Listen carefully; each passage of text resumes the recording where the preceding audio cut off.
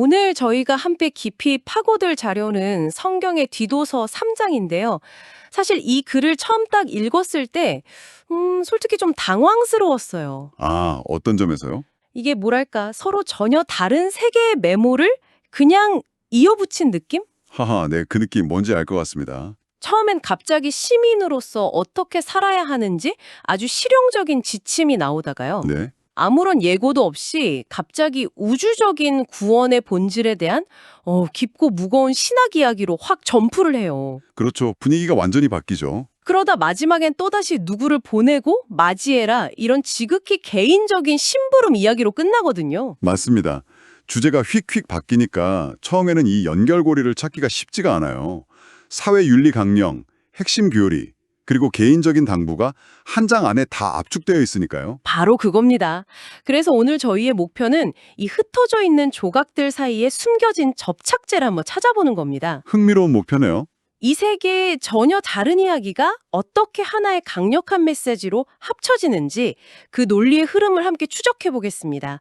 신념이 어떻게 행동이 되고 그 행동이 다시 일상으로 이어지는지 그 여정을 한번 따라가 보시죠. 네, 아주 흥미로운 추적이 될 것 같네요. 자, 그럼 첫 번째 조각부터 맞춰보죠. 1절과 2절은 정말 구체적인 명령으로 시작합니다. 네, 아주 직접적이죠. 통치자들과 권세 잡은 자들에게 복종하고 모든 선한 일을 할 준비를 하고 또 아무도 비방하지 말고 다투지 말고 관용을 베풀고 모든 사람에게 온유하라고요. 네, 이건 뭐랄까? 종교적 가르침이라기보다는 거의 모범 시민 가이드북처럼 들리는데요. 네. 아주 현실적이고 어떻게 보면 좀 세속적인 조언처럼 보이죠. 당시 로마 제국의 통치 아래 있던 공동체에게는 이게 생존하고도 직결된 문제였을 겁니다. 아, 생존이요? 네. 괜한 반감을 사서 공동체 전체가 위험에 처하는 일을 막으려는 의도가 분명히 있었을 거예요. 그런데 단순히 그냥 몸 조심해라 이 수준을 넘어서는 것 같아요. 어떤 점에서요? 모든 사람에게 온유함을 나타내라 라는 부분은 굉장히 적극적인 태도를 요구하잖아요. 제 생각엔 이게 약간 방어적인 자세처럼 느껴지기도 해요. 방어적인 자세라. 우리는 당신들이 생각하는 그런 이상한 집단이 아닙니다. 보세요, 우린 이렇게 좋은 시민들입니다. 라고 세상에 증명하려는 듯한 느낌이랄까요? 아, 아주 정확한 통찰입니다. 그 배경을 이해하면 왜 이런 태도가 필요했는지 바로 알 수 있습니다. 이 편지가 쓰인 곳이 크레타 섬인데 네. 당시 크레타 사람들에 대한 평판이 좋게 말해도 썩 좋지가 않았습니다. 아, 그랬나요?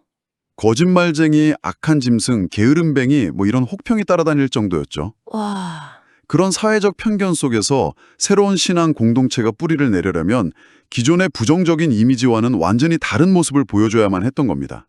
아, 그러니까 일종의 이미지 쇄신 전략이었군요. 행동으로 자신들의 정체성을 증명해야 하는 그런 상황이었네요. 그렇습니다. 그래서 2절 마지막에 모든 사람에게 나타낼 것을 기억하게 하라는 말이 핵심이 되는 겁니다.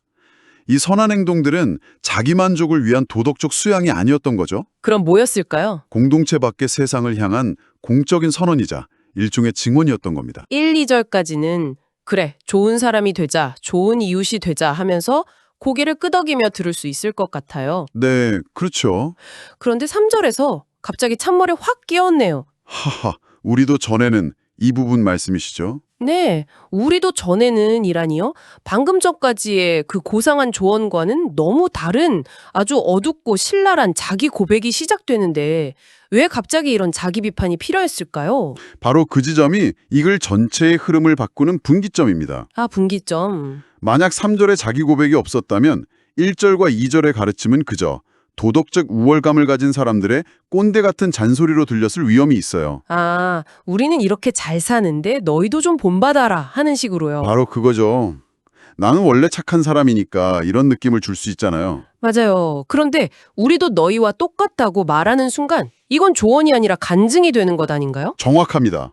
위에서 아래로 내려오는 훈계가 아니라 같은 눈높이에서 건네는 고백이 되는 거죠. 네, 과거에 우리도 똑같이 어리석고 욕망에 휘둘리고 미움 속에서 살았다. 당신들이 우리를 비판하는 그 모습, 그게 바로 우리의 옛 모습이었다고 인정하는 겁니다. 와, 이걸로 선한 행동의 동기가 도덕적 잘남이 아니라 과거의 자신과 현재의 자신이 근본적으로 달라졌다는 처절한 인식에서 출발한다는 걸 분명히 보여주는 거죠. 그리고 바로 그 다음 질문으로 자연스럽게 넘어가게 만들죠. 도대체 무엇이 당신들을 그렇게 바꾸었는가? 바로 그겁니다. 그리고 그 질문에 대한 대답이 4절부터 7절까지 이 글의 신학적 심장부에서 터져나오는 거고요. 네, 왜 우리가 1, 2절처럼 살아야 하는가? 아니, 살 수 있게 되었는가에 대한 근본적인 이유를 제시하는 부분이군요. 맞습니다. 그 이유를 자세히 들여다보면 정말 충격적인 선언이 나옵니다. 5절에서요. 네, 우리를 구원하시되 우리가 행한 의로운 행위로 말미암지 않고 오직 그의 긍휼하심을 따라 라고 말이죠. 그렇죠. 우리가 착한 일을 해서 구원받은 게 아니라는 점을 정말 단호하게 못 받고 있어요. 이건 당시 사람들이 가졌던 일반적인 종교관과는 완전히 반대되는 이야기 아닌가요? 정면으로 반하는 주장이죠. 고대 세계의 거의 모든 종교는 기본적으로 기브 앤 테이크 구조였습니다. 아, 거래 관계 같은 거요? 네, 인간이 재물을 바치거나 고행을 하거나 선행을 쌓으면 신이 그에 대한 보상을 내려주는 식이었죠. 일종의 거래입니다. 그런데 이 글은 그 인과관계의 화살표를 완전히 부러뜨려 버립니다. 부러뜨린다. 구원은 인간의 노력이란 변수와는 전혀 상관없이 신의 일방적이고 무조건적인 자비, 즉 긍휼에서 시작된다는 겁니다. 바로 그 지점에서 중생의 씻음과 성령의 새롭게 하심이라는 조금은 낯선 표현이 등장하는데요. 이건 어떤 이미지일까요? 인간의 힘으로는 불가능한 어떤 신적인 차원의 완전한 변화를 담아낸 시적인 표현이라고 볼 수 있습니다. 시적인 표현이요? 중생의 씻음은 말 그대로 다시 태어나는 것처럼 3절에서 언급된 그 모든 어둡고 지저분한 과거가 완전히 씻겨나가는 단회적인 사건을 의미해요. 완벽한 리셋이죠. 아, 리셋. 반면에 성령의 새롭게 하심은 거기서 멈추는 게 아닙니다. 일회성 세탁이 아니라 계속해서 내면이 새로운 방향으로 갱신되고 업데이트되는 그런 지속적인 과정을 가리킵니다. 때를 향한 역동적인 변화 과정이군요. 네, 맞습니다. 한번 깨끗해지고 끝이 아니라 계속해서 더 나은 버전으로 업그레이드 되는 거네요. 그렇습니다. 그리고 6절과 7절은 이 모든 놀라운 변화의 최종 결과를 요약해 주죠. 이 모든 것이 예수 그리스도를 통해 우리에게 풍성하게 부어졌다고 표현하잖아요. 네. 그 결과 우리는 마치 법정에서 무죄 판결을 받은 것처럼 의롭다는 인정을 받고 마침내 영생의 소망을 따라 상속자가 된다고 선언합니다. 상속자, 모든 것을 물려받을 자격을 얻게 되었다는 그야말로 엄청난 신분 상승의 이야기네요. 맞습니다. 자, 그럼 지금까지 두 개의 큰 그림을 본 셈이네요. 하나는 이상적인 시민의 모습에 대한 꼼꼼한 스케치였고, 네, 다른 하나는 인간의 노력을 초월한 구원에 대한 거대한 유화였어요. 그렇죠. 8절은 마치 이 두 그림을 하나의 액자에 딱 넣어주는 역할을 하는 것 같습니다. 아주 멋진 비유입니다. 8절은 앞서 말한 복잡하고 거대한 신학적 진리를 향해 이 말이 믿부도다, 그러니까 믿을만하다라고 강력하게 보증을 서주는 거죠. 네. 이건 정말 확실한 진리니 절대 놓치지 말라고 강조하는 겁니다. 그런데 잠깐만요. 여기서 논리가 좀 이상하게 느껴질 수도 있겠는데요. 어떤 부분이요? 5절에서는 우리의 행위 때문이 아니다라고 그렇게 강조해놓고 8절에서는 바로 그 믿음을 선한 일을 힘쓰게 하려 함이라고 하잖아요. 네, 즉 선한 일을 하기 위한 도구로 삼는다고 하니까 이건 마치 성적은 중요하지 않아. 네 존재 자체가 소중해. 하지만 이 수업을 듣는 이유는 좋은 성적을 받기 위해서야 라고 말하는 것처럼 들릴 수도 있겠어요. 하하. 이 모순처럼 보이는 걸 어떻게 이해해야 할까요? 바로 그 지점이 이 글의 가장 흥미롭고 역설적인 부분입니다. 지금 제기하신 그 긴장감이야말로 이 메시지의 핵심 동력이죠. 아, 그래요? 이 논리는 원인과 결과를 뒤집어서 생각하면 이해하기 쉽습니다. 원인과 결과요? 선한 일을 하는 것이 구원의 원인이 아니라 구원받았다는 사실이 선한 일의 원인이 되는 겁니다. 아, 순서가 다른 거군요. 그렇습니다. 이건 마치 월급을 선불로 두둑하게 받은 직원의 마음 같은 거예요. 월급을 선불로. 네, 이미 상상 이상의 보상을 받았다고 해서 이제 일 안 해도 되겠다, 이게 아니라 오히려 이런 엄청난 신로와 대우를 받았으니 정말 내 모든 것을 바쳐서 이 회사에 보답하고 싶다는 마음이 드는 것과 같죠. 아, 의무감이나 대가를 바라는 마음에서 하는 행동이 아니라 감사와 감격에서 우러나오는 자발적인 반응이 되는 겁니다. 그렇군요. 그러니까 선한 일은 구원을 얻기 위한 조건이 아니라 구원을 받은 자에게서 자연스럽게 맺히는 열매라는 거네요. 바로 그겁니다. 이 관점의 전환이 정말 중요하군요. 맞습니다. 그래서 8절 뒷부분에서 그 선한 일이 아름답고 사람들에게 유익하다고 말하는 겁니다. 아, 유익하다. 네. 자기 일을 쌓기 위한 종교적 행위가 아니라 다른 사람들에게 실질적인 도움과 이로움을 주는 행위 그 자체에 가치가 있다는 거죠. 이 생각은 14절에서 다시 한번 구체적으로 강조돼요. 필요한 것을 예비하는 좋은 일에 힘쓰기를 배우게 하여 열매 없는 자가 되지 않게 하라. 네. 믿음의 증거는 결국 삶의 열매, 즉 다른 사람을 돕는 구체적인 행동으로 나타나야 한다는 겁니다. 에너지를 어디에 써야 할지 명확하게 보여주는군요.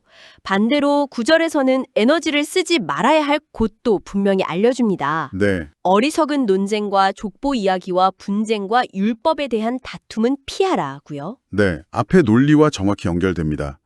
8절에서 선한 일은 사람들에게 유익하다고 했죠. 네, 그랬죠. 그런데 9절에서 이 논쟁들은 무익하고 헛된 것이라고 규정합니다. 아, 유익함과 무익함이라는 기준으로 행동의 가치를 명확하게 나누고 있는 겁니다. 듣고 보니 이건 거의 고대판 SNS 논쟁 가이드라인 같은데요? 하하, 아주 적절한 현대적 적용이네요. 아무리 옳은 말을 해도 결국 분열과 상처만 남고 아무에게도 실질적인 도움이 되지 않는 그런 소모적인 논쟁에 시간 낭비하지 말라는 뜻으로 들립니다. 맞습니다. 한정된 시간과 에너지를 어디에 투자할 것인가에 대한 매우 실용적인 권고인 셈이죠. 공동체를 세우고 사람들에게 실질적인 도움을 주는 유익한 일에 집중하고 공동체를 허무는 무익한 논쟁은 피하라는 겁니다. 그런데 그 연장선상에서 나오는 10절의 조언은 솔직히 좀 비정하게 들리기도 합니다. 어떤 부분이죠? 분열을 일으키는 사람에 대해 한눈은 훈계한 후에 멀리하라고요. 공동체라면 끝까지 품어주고 설득해야 하는 것 아닌가요? 너무 쉽게 포기하라고 말하는 것처럼 들릴 위험은 없을까요? 충분히 그렇게 느낄 수 있는 부분입니다. 하지만 이 구절 역시 공동체 전체의 건강이라는 관점에서 봐야 합니다. 아, 공동체 전체? 여기서 말하는 대상은 단순히 의견이 다른 사람이 아니에요. 구절에서 언급된 것처럼 무익한 분쟁을 지속적으로 일으켜서 공동체 전체의 에너지를 갉아먹고 화합을 깨뜨리는 그런 파괴적인 행동을 멈추지 않는 사람을 가리키는 것으로 보입니다. 아, 태도와 행동의 문제라는 거군요. 그렇습니다. 11절에 그 이유를 설명하죠. 이러한 사람은 부패하여 스스로 정죄한 자라고요. 이건 그 사람의 내면이 이미 왜곡되어서 더 이상의 건설적인 대화나 훈계가 효과를 발휘할 수 없는 상태에 이르렀음을 시사하는 거죠. 네. 그 한 사람을 계속 붙잡고 있느라 공동체 전체가 병드는 것을 막기 위한 일종의 외과 수술 같은 냉정한 처방이라고 볼 수 있습니다. 아, 공동체를 보호하기 위한 마지막 수단인 셈이군요. 네, 그렇습니다. 자, 오늘 디도서 3장이라는 이 짧은 글을 통해 이리저리 흩어져 있던 조각들을 맞춰봤습니다. 네, 모범 시민 매뉴얼로 시작해서 우주적 구원의 신비로 정점을 찍고 다시 동료들을 챙기는 구체적인 일상으로 돌아왔죠. 처음에는 정말 연결고리가 없어 보였는데 그렇죠. 이제 보니 이 모든 것을 관통하는 하나의 강력한 엔진이 있었네요. 어떤 엔진이라고 보시나요? 바로 우리의 행위와 상관없이 거저 주어진 은혜라는 신학적 진리입니다. 네, 이 진리가 단순히 머릿속에 머무는 교리가 아니라 실제 세상 속에서 다른 사람들에게 유익하고 아름다운 행동을 만들어내는 강력한 동력이 되어야 한다는 것. 신념이 어떻게 삶의 방식으로 폭발하는지에 대한 놀라운 논증이었어요. 정확합니다. 이 글은 선한 일을 해야 할 무거운 의무가 아니라 근본적인 변화를 경험한 사람에게서 자연스럽게 흘러나오는 열매로 보고 있거든요. 아, 열매. 그래서 에너지를 어디에 집중해야 할지 명확하게 제시하죠. 사람들에게 진정으로 유익한 것, 즉 선행과 관용과 화합에 힘쓰고 무익하고 헛된 것, 즉 끝없는 논쟁과 분열은 피하라고 말입니다. 네. 왜? 라는 질문에 대한 깊은 이해가 무엇을 해야 하는지에 대한 명확한 방향과 뜨거운 동기를 부여하는 완벽한 구조를 보여주는 거죠. 마지막으로 여러분께서 한번 곱씹어 볼 만한 질문을 하나 던지면서 마무리할까 합니다. 네, 오늘 우리가 살펴본 이 글은 선한 일이 다른 사람들에게 유익하다는 점을 계속해서 강조했습니다. 만약 이 모든 행동의 출발점이 내가 한 일과 상관없이 거저받은 은혜에 대한 깨달음이라면 그 사실이 우리가 일상에서 좋은 일을 하는 이유와 목적을 어떻게 바꿔놓을 수 있을까요? 대가를 바라거나 내 의로움을 증명하기 위한 선행이 아니라면 그 선행의 최종 수혜자는 과연 누구라고 생각하게 될까요?